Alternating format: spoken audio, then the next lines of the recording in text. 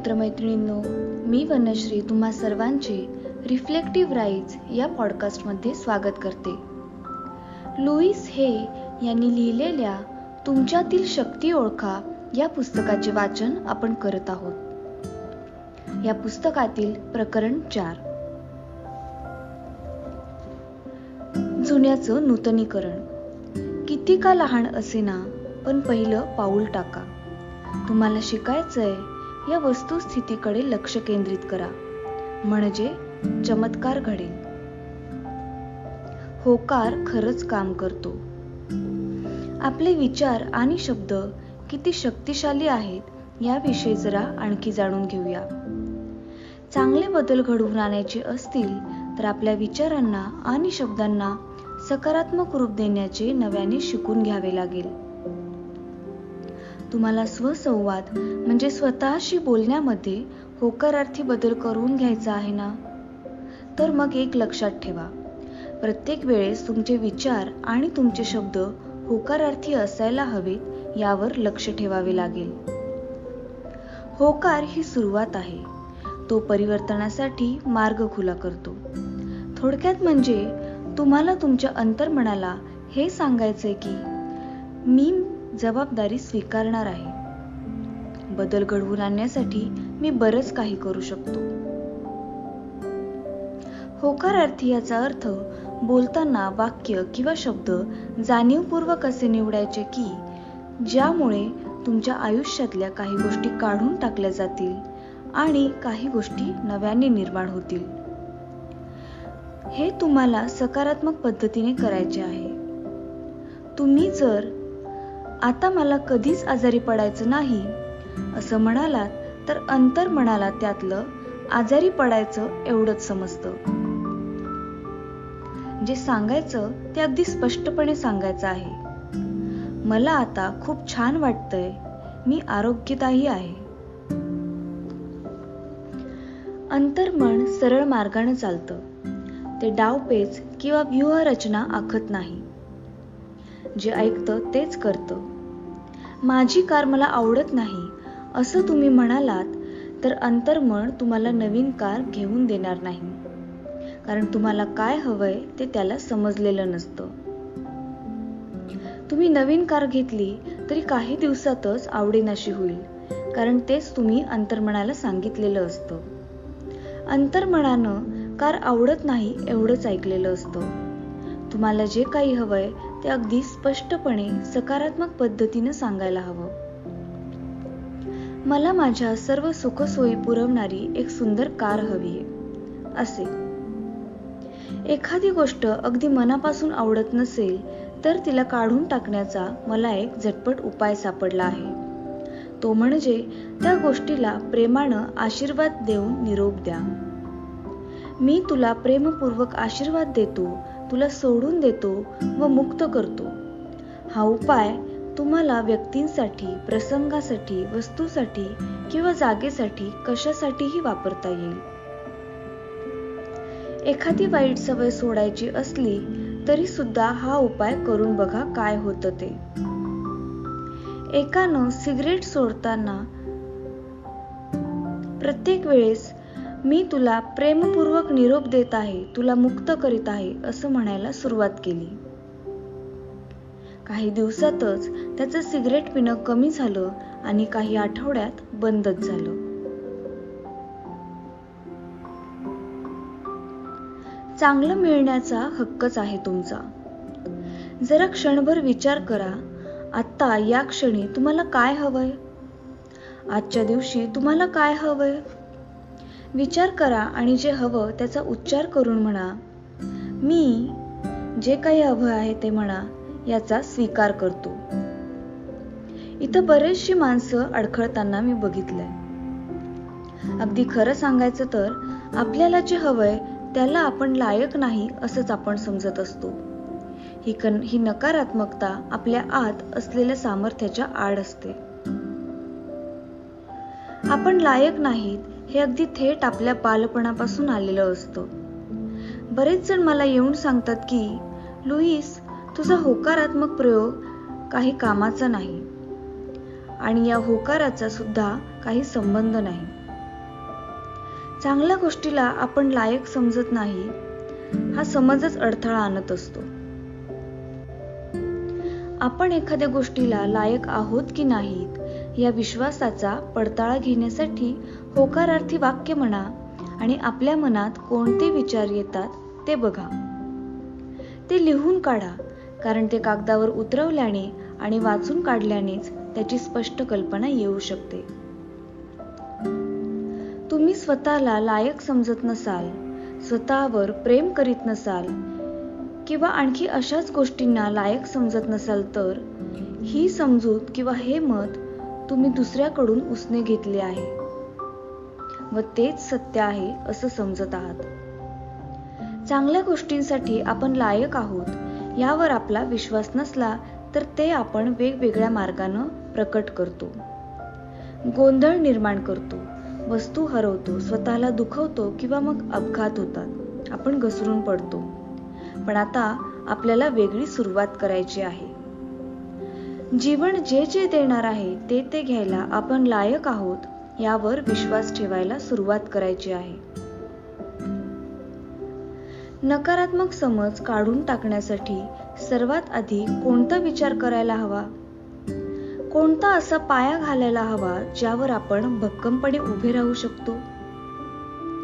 कोणत्या गोष्टी जाणून घ्याव्या लागतील? विश्वास बसण्यासाठी, स्वीकार करण्यासाठी काय करावं लागणार आहे? सुरुवात म्हणून काही चांगले विचार मी खाली दिले आहेत. उदाहरणार्थ, मी लायक आहे, मी सत्पात्र आहे, माझ्यावर माझं प्रेम आहे, स्वतःला परिपूर्ण होण्याची मी संधी देतो. ही वाक्य म्हणजे विश्वासाचा पाया आहे, ज्यावर तुम्ही आयुष्याची इमारत बांधणार आहात. होकारार्थाच्या विटा घ्या आणि या पायावर आपल्या मर्जीप्रमाणे इमारत उभी करा. मी जिथं कुठं भाषणाला जाते तिथं भाषण संपल्यानंतर कोणीतरी मला भेटायला येऊन सांगतं किंवा नंतर पत्रानं कळवतं की तुमचं भाषण ऐकताना रोगमुक्त होऊन स्वस्थ होत असल्याचा अनुभव येतो. काही वेळा ते खूप क्षुल्लक असतं तर काही वेळा ते खूप नाट्यमय असतं. काही दिवसांपूर्वीचीच गोष्ट आहे. एक जण मला येऊन म्हणाली, माझ्या स्तनामध्ये गाठ होती, तुमचं भाषण ऐकताना ती आपोआप विरघळून गेली. भाषणातला एक कोणता तरी मुद्दा तिनं ऐकला आणि निश्चय केला की गाठ नाहीशी व्हायला हवी. आपण किती शक्तिशाली आहोत याचं हे बोलकं उदाहरण आहे. एखादी गोष्ट सोडून द्यायची आपली तयारी नसेल किंवा ती गोष्ट आपल्या उपयोगाची आहे अशी समजूत करून घेतली असेल तर तुम्ही कितीही प्रयत्न करा, ती गोष्ट सोडून जात नाही. कोणताही उपाय त्यावर काम करीत नाही. याउलट त्या स्त्रीप्रमाणे जर तुम्ही निश्चयच केला असेल तर त्यासाठी एखादं क्षुल्लक निमित्त सुद्धा आश्चर्यकारक पद्धतीनं काम करून जातं.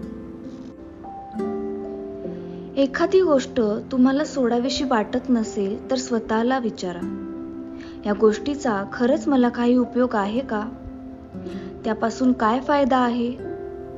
या प्रश्नांना उत्तर मिळत नसेल तर वेगळ्या पद्धतीनं हे प्रश्न विचारा. समजा ही सवय सोडली तर काय होईल? या प्रश्नाला बऱ्याच वेळा उत्तर मिळतं, माझ्या आयुष्याचं कल्याण होईल असं. पण वस्तुस्थिती अशी आहे की चांगल्या गोष्टींसाठी आपण स्वतःला लायक आहोत असं कधीच समजत नाही. वैश्विक किचनला ऑर्डर देताना अगदी पहिल्यांदा तुम्ही एखादं होकारार्थी वाक्य उच्चारता तेव्हा ते आपल्यालाच खरं वाटत नाही. पण एक लक्षात ठेवा, होकारार्थी शब्द बियांप्रमाणे असतात. बी पेरलं की लगेच दुसऱ्या दिवशी पूर्ण झाड उगवणार नाही. त्याची वाढ होईपर्यंत आपल्याला धीर धरावा लागेल. तुम्ही सतत होकारार्थी वाक्य उच्चारायला सुरुवात केली की एखादी गोष्ट सोडून द्यायची मनाची तयारी होते आणि ते होकारार्थी शब्द खरे होतात किंवा तुमच्यासाठी एक नवीन दालनच उघडतं. तुमच्या मेंदूमध्ये एक बौद्धिक वादळ उठतं आणि एखादा मित्र तुम्हाला फोन करून म्हणतो, हे करून बघितलंस का? त्यानं सांगितलेल्या उपायाचा तुम्हाला फायदा होतो. तुमचं होकारार्थी वाक्य वर्तमान काळातलं हवं.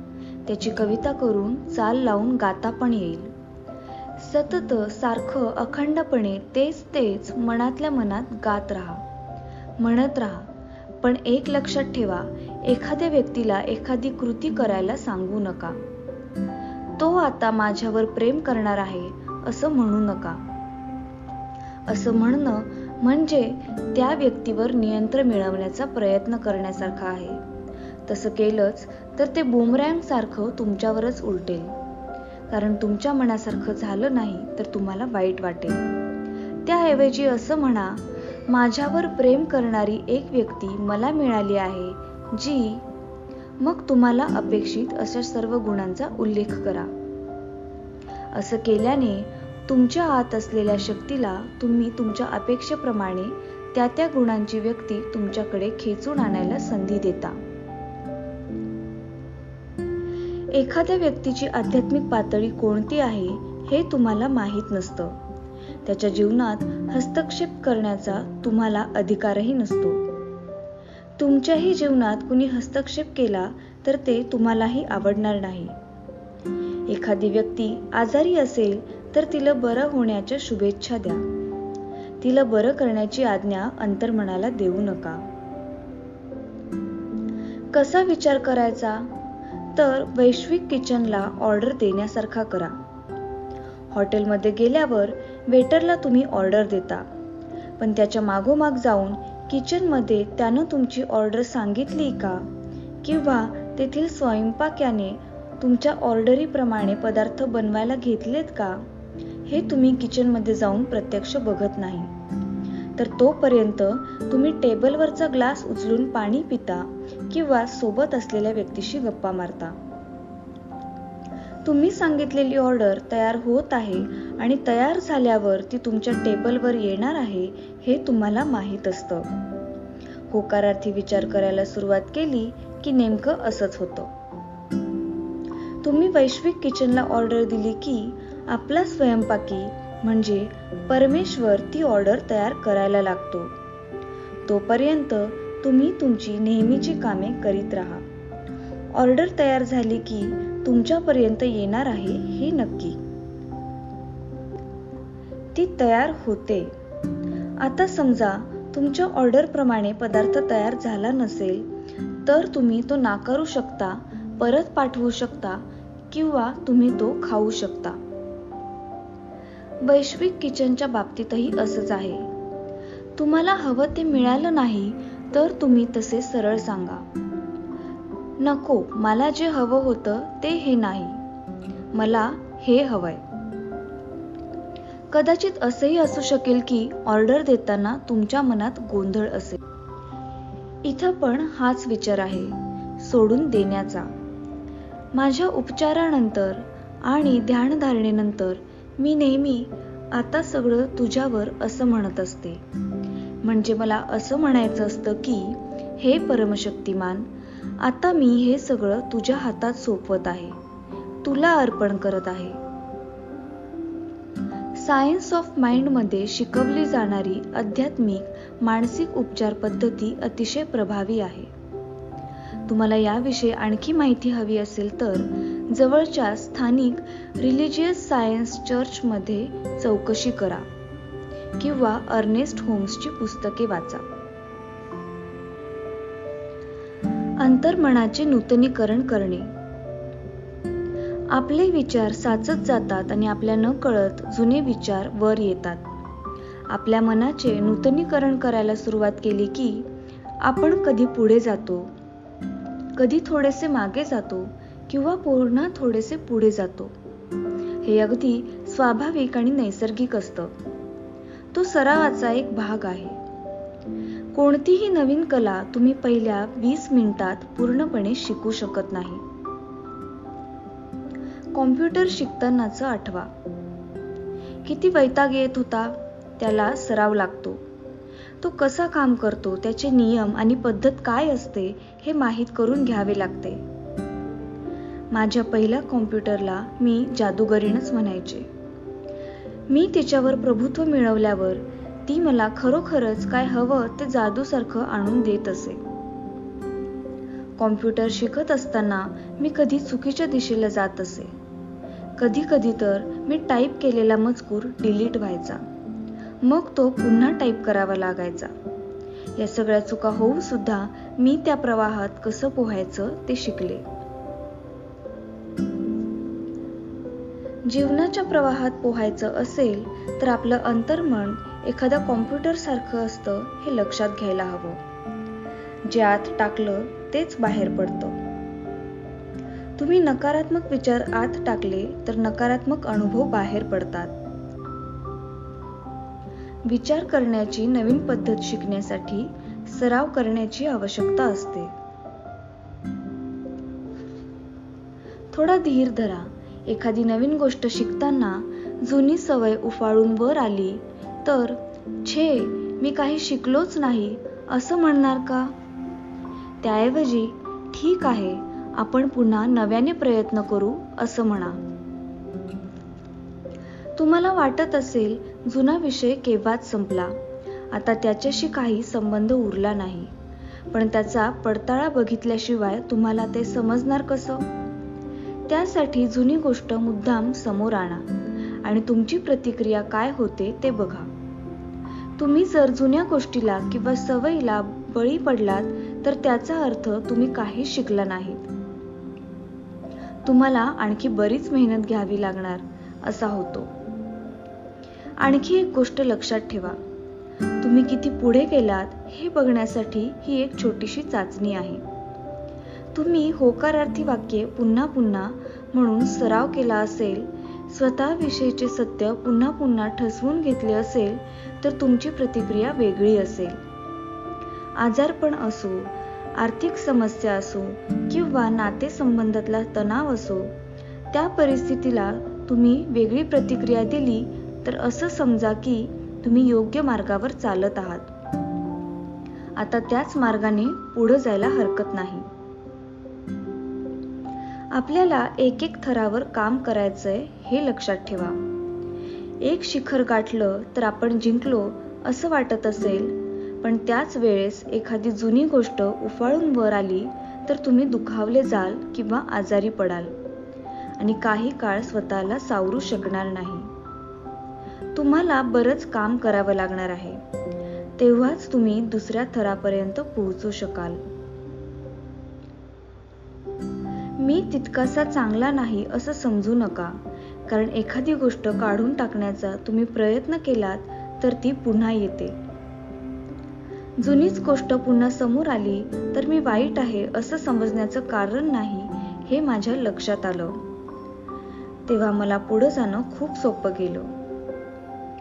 मी स्वतःशी म्हणाले, लुईस तू चांगलं करतेस, बघ किती पुढे गेलीस, तुला आणखी सराव करावा लागणार आहे, मी तुझ्या सोबत आहे.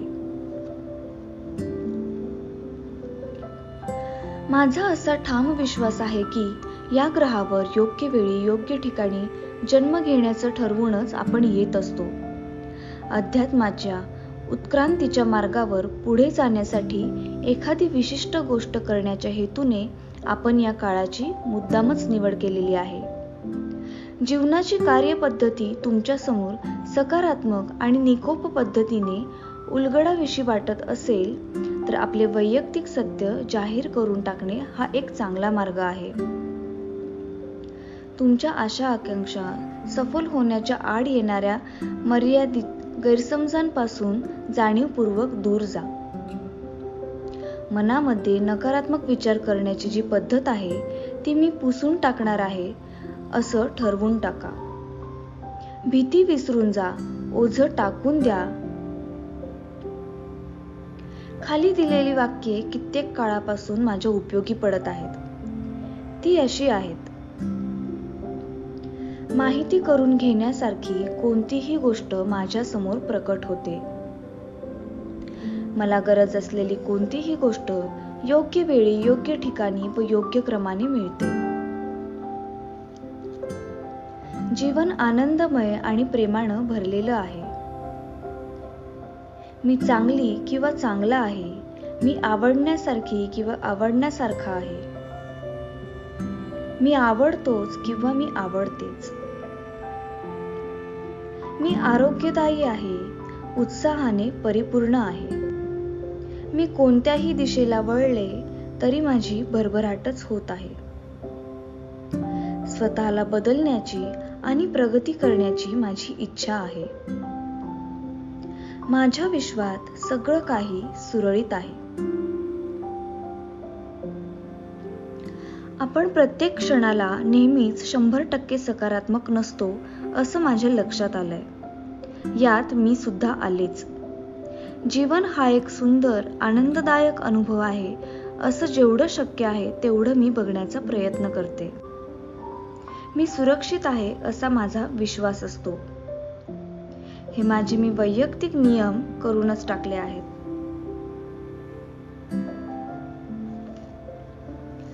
मला हवी ती माहिती माझ्या समोर प्रकट होते असा माझा विश्वास आहे.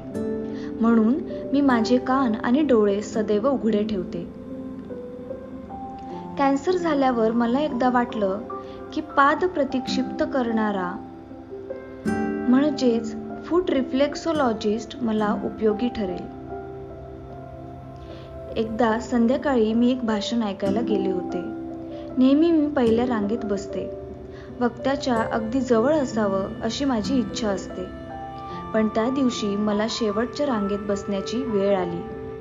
मी खुर्चीवर बसत असतानाच माझ्या शेजारी एक फूट रिफ्लेक्सोलॉजिस्ट येऊन बसला. मी त्याच्याशी बोलायला लागले. तो घरी येऊनही उपचार करतो असं मला समजलं. म्हणजे बघा, तो आपणहून माझ्या समोर आला. मला त्याला शोधायची गरज पडली नाही. मला गरज असलेली कोणतीही गोष्ट योग्य वेळी, योग्य ठिकाणी, योग्य क्रमाने मिळते असाही माझा विश्वास आहे. काही चुकीचं झालं तर मी लगेच म्हणते, सगळं काही ठीक आहे. झालं हे सुद्धा चांगलंच झालंय. माझ्यासाठी हा एक धडाच आहे, एक अनुभव आहे. यातूनही मी पार होणार आहे. जे काही घडतंय ते माझ्या चांगल्यासाठीच होतंय. सगळं काही ठीक आहे. खोलवर श्वास घेत राहा. सगळं काही ठीक होणार आहे. स्वतःला जास्तीत जास्त शांत ठेवण्याचा मी प्रयत्न करते. त्यामुळे जे काही घडतंय त्याविषयी मला तर्कशुद्ध विचार करायला मिळतो. तो मी अगदी गंभीरपणे करते. थोडा वेळ लागतो, पण बरेच वेळा आलेलं संकट खूप भयानक आहे असं वाटलं तरी त्याचा शेवट चांगला होतो. निदान सुरुवातीला जेवढं भयानक वाटलं होतं तेवढं तरी वाटत नाही. प्रत्येक प्रसंग काहीतरी शिकवून जातो. सकाळी, दुपारी आणि रात्री मी खूप वेळा स्वतःशी बोलते. मी हृदयाच्या एका चांगल्या जागेतून आले आहे. मी स्वतःवर प्रेम करते आणि इतरांवरही प्रेम करते. प्रत्येक घडीला माझं प्रेम विस्तारत आहे. 6 महिन्यांपूर्वी किंवा वर्षापूर्वी मी जे काही करत होते त्यापेक्षा आज मी कितीतरी जास्त काम करत आहे. मला माहीत आहे की आजपासून वर्षानंतर माझ्या जाणीवा, माझं हृदय जास्त विस्तारलं जाणार आहे आणि मी आजच्या पेक्षाही जास्त काम करणार आहे. मला हेही माहीत आहे की माझ्याविषयी जो काही विचार करते ते खरं होतं. म्हणून मी नेहमीच माझ्याविषयी चांगल्या गोष्टींची निवड करते. एकेकाळी मी असं करत नव्हते, पण आता मी मोठी झाली आहे. माझ्यावर विश्वास ठेवून मी जास्तीत जास्त काम करणार आहे. माझा ध्यानधारणेवर सुद्धा विश्वास आहे.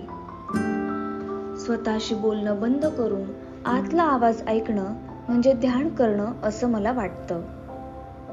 ध्यान करताना मी डोळे मिटते, खोल श्वास घेते आणि विचारते, मला काय जाणून घ्यायची आवश्यकता आहे. मी शांतपणे बसते आणि ऐकते. कधी कधी मी असंही विचारते, कोणती गोष्ट मला शिकण्याची आवश्यकता आहे किंवा यामध्ये मला काय शिकायला मिळणार आहे. आपल्या आयुष्यात सगळ्याच गोष्टी आपण व्यवस्थित आखल्या आहेत असं समजतो आणि प्रत्येक प्रसंगातून आपण काहीतरी शिकतो असंही समजत असतो.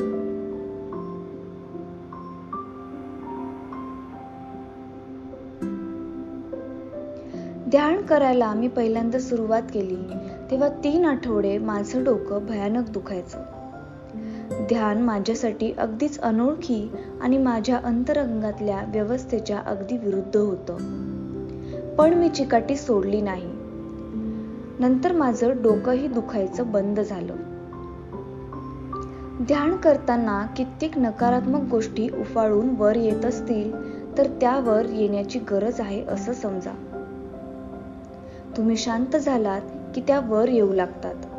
त्यांच्याशी झगडू नका, त्यांना वर येऊ द्या. ध्यान करताना झोप लागली तर काही हरकत नाही. शरीराला काय करायचं ते करू द्या. काही काळानंतर शरीर सावरून घेतं.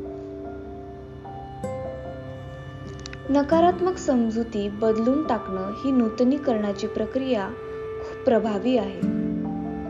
त्यासाठी चांगला मार्ग म्हणजे तुमच्या स्वतःच्या आवाजात होकारार्थी वाक्ये टेप करून घ्या. झोपताना ती टेप ऐका. तुमच्यासाठी ते फार उपयोगी पडणार आहे, कारण तुमचा आवाज तुम्ही ऐकत असता. यापेक्षाही आणखी प्रभावी उपाय म्हणजे तुमच्या आईच्या आवाजात तू किती चांगली किंवा चांगला आहेस, मला तू खूप आवडतेस, आवडतोस असं टेप करून घेणं. टेप झाली की नूतनीकरणाची प्रक्रिया सुरू करण्यापूर्वी शरीराला शिथिल करून घ्यावं. ताण हलका करणे हे महत्त्वाचे आहे. भावना दूर ठेवा. मोकळेपणाने ग्रहण करण्याची स्थिती निर्माण करा. तुम्ही जेवढे शांत राहाल तेवढी नवीन माहिती स्वीकारू शकाल. जबाबदार तुम्हीच आहात आणि तुम्ही सुरक्षित आहात हे लक्षात ठेवा. आत्मभानाच्या विषयावरची पुस्तके वाचणे आणि टेप ऐकणे व होकारार्थी विचारांच्या प्रयोगाचा सराव करणे हा एक खूप चांगला अनुभव असतो. पण उरलेल्या 23 तास आणि 30 मिनिटांचे काय? तेच तर खरे महत्त्वाचे आहे. ध्यानधारणा करून उठल्यावर तुम्ही नेहमीची धावपळ सुरू केली, कुणावर तरी रागावून ओरडलात तर त्याचा सुद्धा हिशोब धरावा लागतो. ध्यान आणि होकारार्थी विचार चांगलेच असतात, तसा इतर वेळही तेवढाच महत्त्वाचा असतो.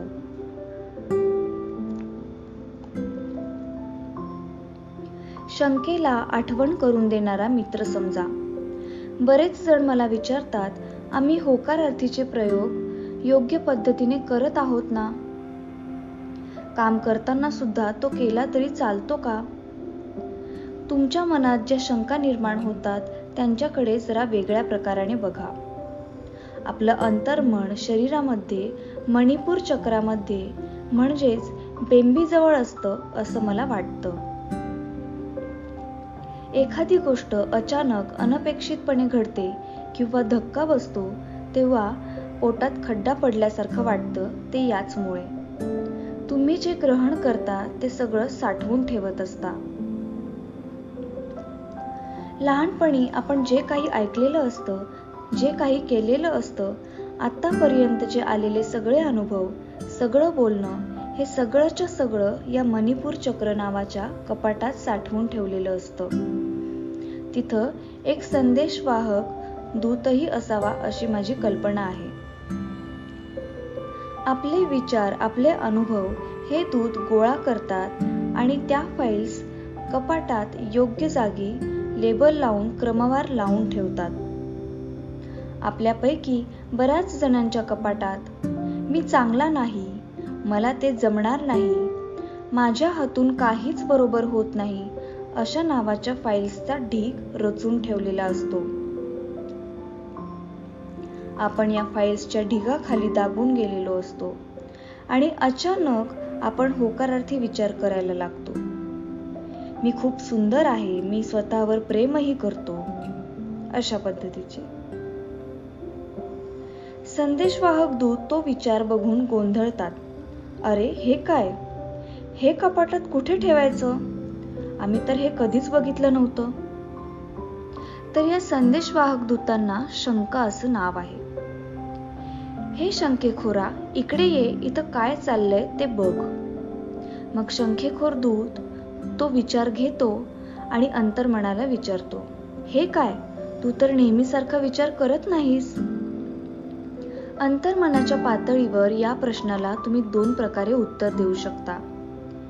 एक, तुम्ही असं म्हणू शकता, तू म्हणतोस ते बरोबर आहे, मी चांगला नाही, मी भयंकर आहे, सॉरी, पण मी केलेला विचार चुकीचा होता. असं म्हणून तुम्ही मूळ पदावर जाऊ शकता. किंवा तुम्ही असं म्हणू शकता, हा नवीन विचार आहे, जुन्या विचारांची आता मला गरज नाही. या शंखेखोर दूताला नवीन फाईल तयार करायला सांगा, कारण आता असे बरेचसे सुंदर विचार त्याला त्या कपाटात ठेवावे लागणार आहेत. या शंखेखोर दूताला शत्रू समजू नका, तुमचा मित्र समजा आणि शंका विचारल्याबद्दल त्याचे आभार माना. या जगात येऊन तुम्ही कोणतं काम करीत आहात याला फारसं महत्त्व नाही. तुम्ही बँकेचे अध्यक्ष आहात की सफाई कामगार आहात, गृहिणी आहात की खलाशी आहात यालाही फारसं महत्त्व नाही. तुमच्यातला जो विवेक आहे तो वैश्विक सत्याशी जोडलेला आहे. आता जरा आत वळून हा अनुभव मला काय शिकवण्याचा प्रयत्न करत आहे असा एक साधा प्रश्न अंतर्मनाला विचारा आणि ऐकण्यासाठी थांबलात तर तुम्हाला उत्तर नक्कीच मिळेल. आपण या जीवनाच्या रंगभूमीवर इतकी धावपळ करीत असतो, इतकी नाटकं करीत असतो की आपल्याला ऐकायला वेळच नसतो. इतरांनी ठरवलेल्या योग्य अयोग्याच्या समजुतींना तुमची शक्ती बहाल करू नका. तुमची शक्ती त्यांना दिली तर ते तुमच्यावर वर्चस्व गाजवू शकतात. लोकांचा समूह आपली शक्ती दुसऱ्यांना बहाल करीत असतो. असं अनेक संस्कृतीमध्ये घडलंय. स्त्रिया आपली शक्ती पुरुषांना बहाल करतात. एखादा निर्णय विचारल्यास ती म्हणते, माझ्या नवऱ्याला विचारते. म्हणजे तुमची निर्णय शक्ती तुम्ही नवऱ्याला देता आणि असं जर केलं तर तुम्ही स्वतःलाच एका पिंजऱ्यात कोंडून घेता. इतरांच्या परवानगीशिवाय तुम्हाला हालचाल सुद्धा करता येत नाही. तुम्ही जितके मोकळ्या मनाचे असाल तितके तुम्हाला जास्त शिकायला मिळेल, तितकी तुमची वाढ होईल, तितका तुमच्यात बदल होईल. एक बाई मला सांगत होती, तिचं लग्न झाल्यावर तिच्यामध्ये ठामपणा कधीच आला नाही, कारण ती वाढलीच तशा वातावरणात. आपण एका कोपऱ्यात कोंडले गेलो आहोत असं तिच्या बऱ्याच वर्षानंतर लक्षात आलं. काहीही झालं की ती नवऱ्याला किंवा सासू सासऱ्यांना दोष द्यायची. नंतर तिचा घटस्फोटही झाला.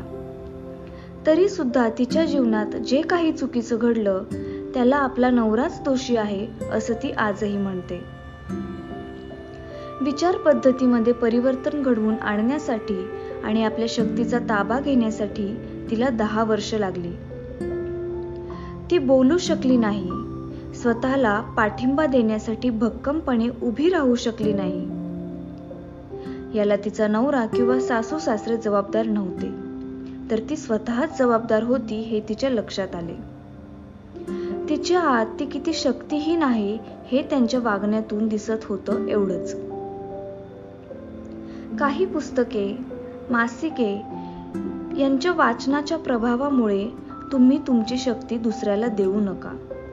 मला आठवतंय, एका मासिकामध्ये मी एक लेख वाचला होता. त्यातली माहिती अत्यंत चुकीची होती. त्या मासिकाविषयीचा माझा आदर एकदम नाहीसा झाला. मी ते मासिक वाचनच बंद केलं. तुमच्या जीवनाचे तुम्ही ताबेदार आहात. छापलेला सगळाच मजकूर खराच असतो असा गैरसमज कधी करून घेऊ नका. टेरी कोल व्हिटाकेर हे एक प्रेरणादायी वक्ते आहेत. त्यांनी एक पुस्तक लिहिले आहे ज्याचं नाव आहे what you think of me is none of my business. तुम्ही माझ्याविषयी काय विचार करता त्याच्याशी मला काही घेणं देणं नाही. खरं आहे ते.